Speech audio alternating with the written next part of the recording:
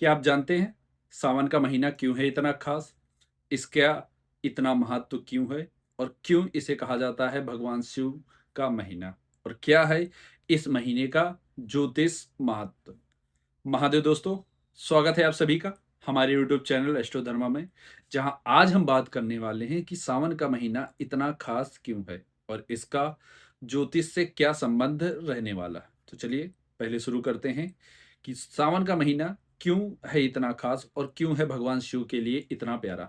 तो पौराणिक कथाओं के बारे में अगर बात करें तो ये वही महीना है जब देवताओं और असुरों द्वारा समुद्र मंथन करके अनेक अलौकिक शक्तियों को प्राप्त किया गया था। समुद्र मंथन के दौरान जब देवता और असुर मिलकर समुद्र मंथन कर रहे थे, तब उस दौरान हलाहल नामक विष निकला, जिस विष को ना तो देवता ग्रहण करना चाह रहे थे और ना ही असुरों द्वारा उसे ग्रहण किया जा रहा था। तब संपूर्ण मानव जगत या जीव प्राणियों की रक्षा हेतु स्वयं महादेव द्वारा उस हलाहल विष को ग्रहण किया गया। हलाहल विष के ग्रहण के दौरान देवी जगदम्बा द्वारा उस विष को महादेव के कंठ में ही रोक दिया गया, जिसके कारण उनका कंठ नीला पड़ गया और उसी दिन से महादेव को नीलकंठ भी कहा जाने लगा।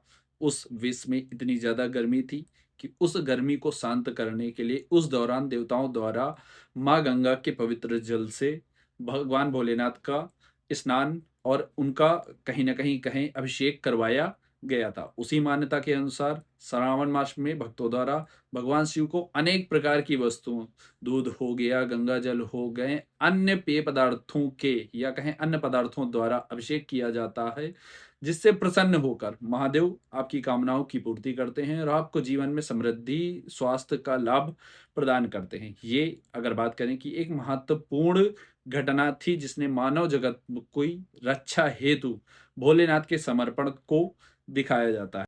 श्रावण का मास सिर्फ भक्तों के लिए ही नहीं, अगर बात करें तो कुंवारी कन्याओं और विवाहित स्त्रियों के लिए भी बहुत ज्यादा खास रहता है। ये वही महीना है जब माता पार्वती द्वारा भगवान भोलेनाथ की पूजन और अभिषेक करके स्वयं महादेव को वर के रूप में उन्होंने वरदान के तौर पर मांगा था और भोलेनाथ ने उनकी इच्छा स्वीकार की गई थी।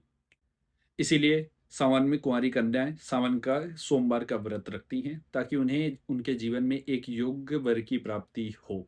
और विवाहित स्त्रियां निश्चित तौर पर अपने भाग्य की वृद्धि के लिए, अपने सौभाग्य और अपने सिंदूर की रक्षा हेतु सावन के सोमवार का व्रत को रखती हैं। सावन का सोमवार कहीं न कहीं सिद्धियों के लिए भी काफी ज्यादा मायने रखता है। भक्त दूर दूर से कांवड़ के द्वारा जल लाकर भोलेनाथ का अभिषेक करते हैं, जिससे महादेव को प्रसन्न किया जा सके और उनके लिए विवाहित स्त्रियां अपने सौभाग्य और सिंदूर की रक्षा हेतु इस व्रत को रखती हैं।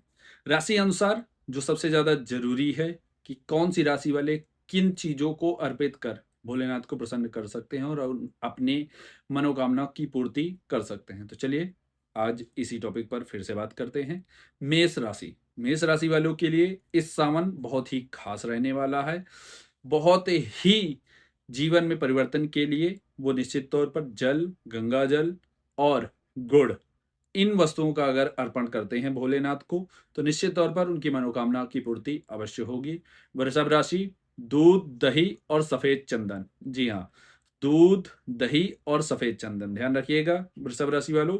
दूध, दही और सफेद चंदन, इन तीन चीजों का अर्पण आपको भोलेनाथ को अवश्य करना है। ये आपके जीवन में सुख समृद्धि लाएंगे और कहीं ना कहीं आर्थिक लाभ भी आपको अवश्य मिलने वाला है। मिथुन राशि।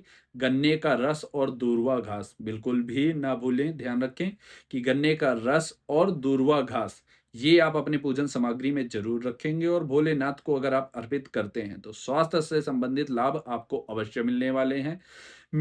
कर्क राशि। कर्क राशि वालों के लिए कच्चा दूध और शक्कर से मिला हुआ जल शरबत अगर बना ले उसे, और कच्चा दूध गाय का भी हो सकता है, भैंस का भी हो सकता है, आप ध्यान रखें कि वो दूध कच्चा अवश्य रहे। अगर आप इन दो सामग्रियों को भोलेनाथ पर अर्पित करते हैं तो निश्चित तौर पर आने वाले समय पर आपको अपने जीवन में समृद्धि जरूर देखने वाली है। कन्या राशि वाले, आपकी जो अधूरी इच्छाएं हैं, जिन चीजों के लिए आप काफी टाइम से संघर्ष करते आ रहे हैं, अगर उन्हें पूरा करने का सही समय आप देखें तो ये सावन के सोमवार उसी लिए हैं। अगर आप बेलपत्र और हरे मूंग की दाल, जी, बेलपत्र और हरे मूंग की दाल ये अगर आप भोलेनाथ को अर्पित करते हैं तो निश्चित तौर पर कन्या राशि वालों आपकी मनोकामना अवश्य पूरी होने वाली है। तुला राशि, शुद्ध जल और दही, ध्यान रखें कि शुद्ध जल के साथ आप दही अवश्य अर्पित करें, दोनों को मिला कर नहीं।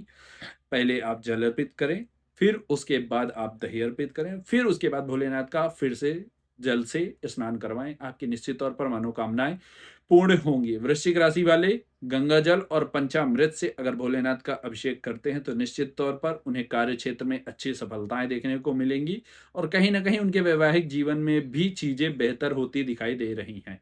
धनु राशि के लिए अगर बात करें कि केसर और हल्दी रहित पीले फूल या जल, जी हाँ दोस्तों, पीले फूल अर्पित करने हैं पर पीले फूल में हल्दी नहीं आपको लगानी है। इस चीज का विशेष तौर पर ध्यान रखें आप कि हल्दी रहित पीले फूल, जल और केसर अगर उपलब्ध हो सके तो इससे अगर आप भोलेनाथ का अभिषेक करते हैं तो निश्चित तौर पर आर्थिक तौर पर आपको लाभ बहुत बड़े देखने को मिलने वाले हैं। मकर राशि, परिवर्तन का समय बहुत अच्छा चल रहा है।